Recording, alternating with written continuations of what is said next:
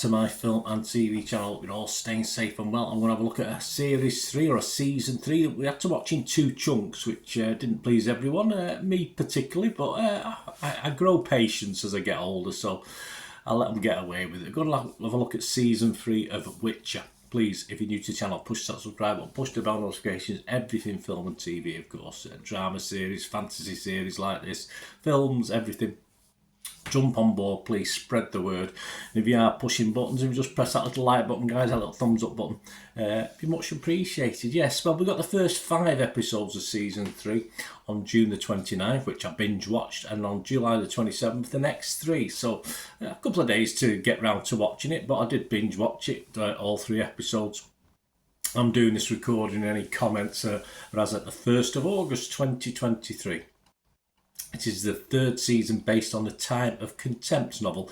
I go at this without reading any of the novels, anything to do with it. I've watched The Witch. I've not played the games, and my lad's a big fan of the games. But yeah, I just watch it as entertainment. So there's a lot of criticism, of course, from people, but obviously there's a lot of comparisons with the books and the game, etc., etc. I just go on it as watching the series from 1 to 3 as pure entertainment on screen. That's all I'm interested in. Of course, we've got all the characters reprising their roles. You've got Henry Cavill, of course, Anya Chalotra, Freya Allen, Joey Beatty. We've got new faces as well in this one. Bo Holland, Robbie Ameli, Catherine McCormack. Lovely to see Catherine. Tracy Ann Oberman. But, as I said, a lot of dislike out there. Not from the critics. Critics are quite popular on this. But the public, the Metacritic, which we look at, their site, only 2.1 out of 10 it's been scored, which is very, very harsh. 33 positive. 11 mixed and 175 negative, yes. But I'm going to brush over them. As I say, a lot of disgruntled public out there. Doesn't bother me. Well, whether it's like the books, whether it's not like the books, whether it's selling Witcher out, etc., etc.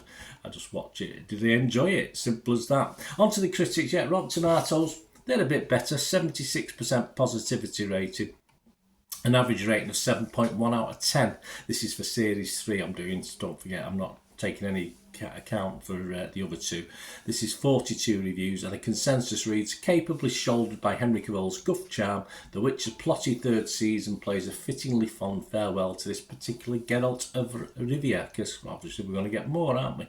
Yeah, he did a good job for me, but hey, I'm not going to cry about it. Ed Powell from the Daily Telegraph here in the UK said, with wonderfully grimy production values, it never looks like you're watching a bunch of cosplayers en route to Comic-Con.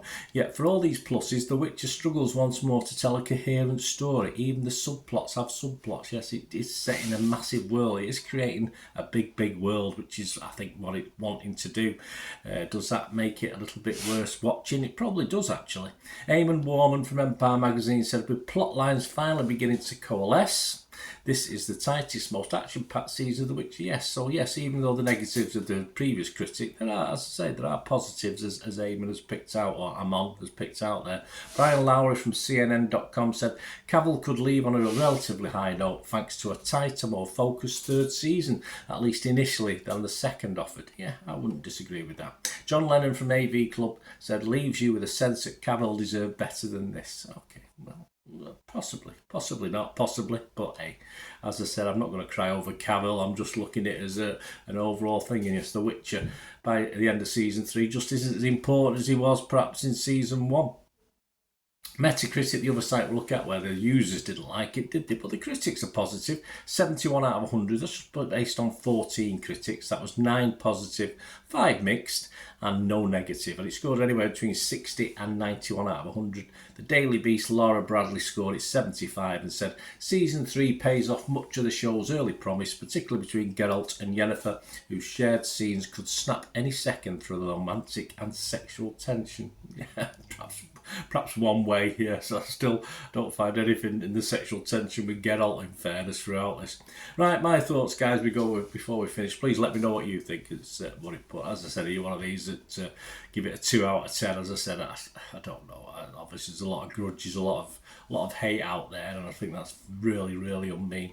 I did generally enjoy it. Season 3, even Volume 2. I said I was 5 and 3, bit unusual split, I suppose, and all too soon. Volume 2 with 3 episodes was over. well, not so much the ending. It's okay, but there's just so many stories going on. It just left me a little bit dissatisfied or unsatisfied as well.